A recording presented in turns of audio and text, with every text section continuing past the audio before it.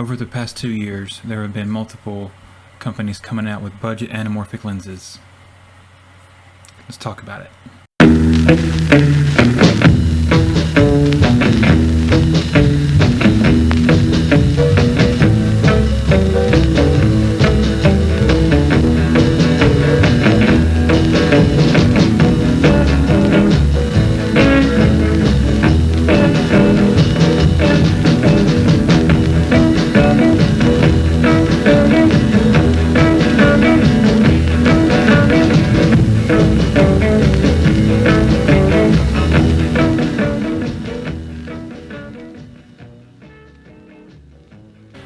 So first off, why would you want to shoot anamorphic? Well, when you go back and look at some of the most popular movies ever made, they're usually made on anamorphic lenses, you know, from something more modern like the Captain America trilogy, the Avengers, the later Avengers movies, Inception.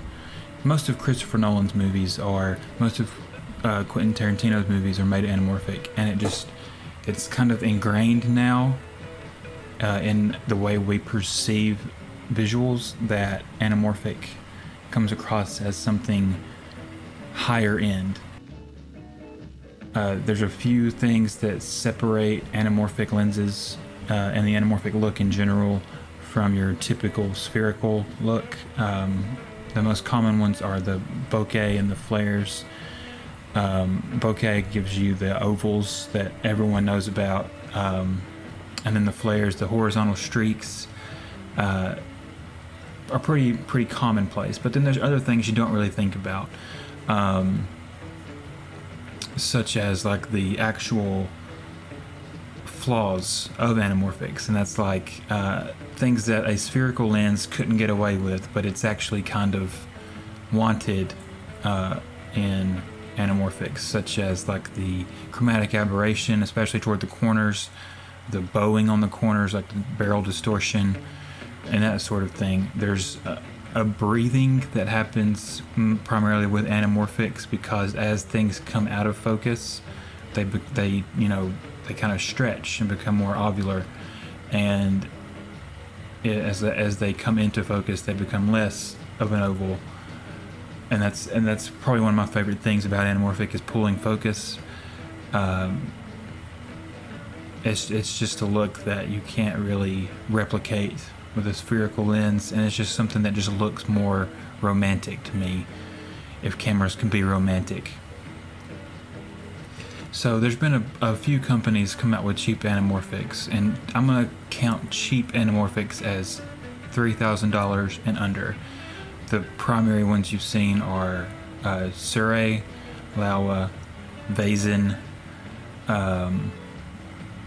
Those are the common ones. There is the Great Joy anamorphics that have came out for full frame, but they're primarily for Super35, and that's why I think personally Fuji is kind of poised to take the budget anamorphic market and be the primary users of those.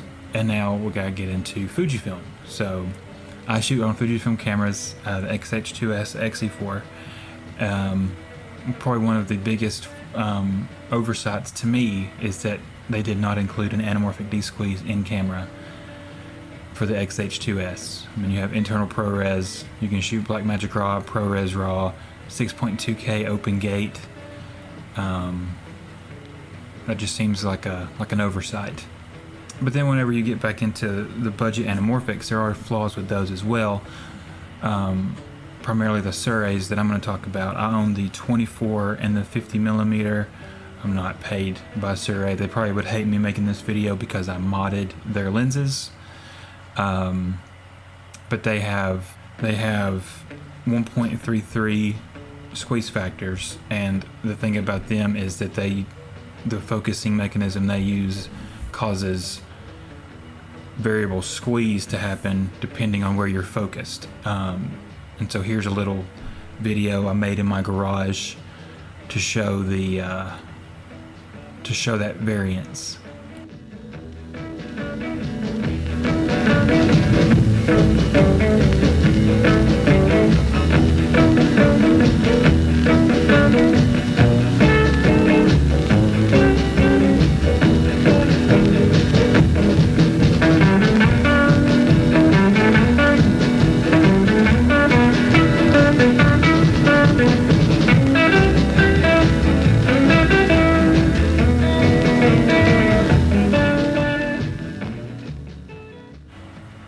So obviously that makes it a little bit more challenging when you're pulling focus close, near to far or far to near. But you can keyframe the squeeze in DaVinci, and it's simple enough. But you also have just basically like a range where you need to know what your squeeze actually is, and you need to kind of plan a little bit more during your shoot to have the focus distance in every shot. That's not something you would do in a cheaper budget project probably, but more expensive projects would. Anyway, so budget anamorphics are taking over, and it's awesome. It's good for video, it's good for photo. Hopefully I've been running video and photo over the top of this, so I don't have to stare at me very much, but it's really a niche area. It's like, I wouldn't recommend an anamorphic lens as your first purchase whenever you buy a camera, but it is something that can definitely set your footage apart. You know, there's not a whole lot of wedding videographers that are shooting anamorphic. There's not a lot of budget oriented music videos or short films or anything like that that are shooting anamorphic, but now that option's available to you. And you know, when you go on Google and look at what Sirui Super35 lenses are going for now, it's you know, you can get the 50mm for under $500 brand new. That's a pretty good deal. And so as I mentioned earlier, I modded my anamorphic lenses to have more oval bokeh. That is a warranty waiving procedure, because they will know that you opened the lens, because there is no way to not know that you opened the lens, trust me. And it's also a pretty dangerous one, because you can screw the lens up if you're not careful. But basically all you're doing is taking an oval disc and you're placing it behind the aperture, and it gives you the ovals that are more sought after. The 24 is only a 2.8, so you can't really see it as well, but trust me when I tell you that it does make a difference, and no matter what aperture your lens is.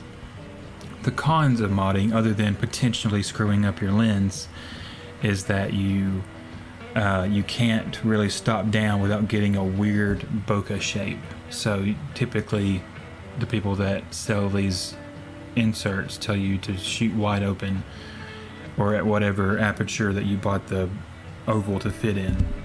If I was going to make my perfect budget anamorphic lens, it would be Fujifilm making it, which, why not Fuji? I mean, why not?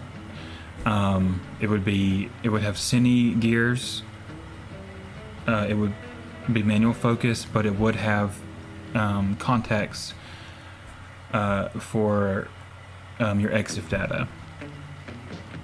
It would be a 1.33 squeeze to keep the price down, but then you have the aperture actually make an oval instead of a circle like a traditional aperture. So that way you get the bokeh of a 2x anamorphic, but you're only paying the price of a 1.33, and that would make it easier to make, and that would make it easier to sell, because people will be loving that bokeh. But anyways, guys, that's about all I got about anamorphics with Fujifilm. The two that I have, I do wish the 35 was available, and I'll probably get the 75mm at some point from Sirui and just have the 3 lens set. Tell me what you think of the footage. I'm going to roll all of it here at the end, so you can kind of just see what kind of stuff I've been able to get with it. If you have any questions about anamorphics, drop them in the comments below, and follow me on Instagram. I'll put that in the description. I'm trying to post more often there, so if you want to, you know, see some very amateur photos, that's where I'm at. Alright guys, peace.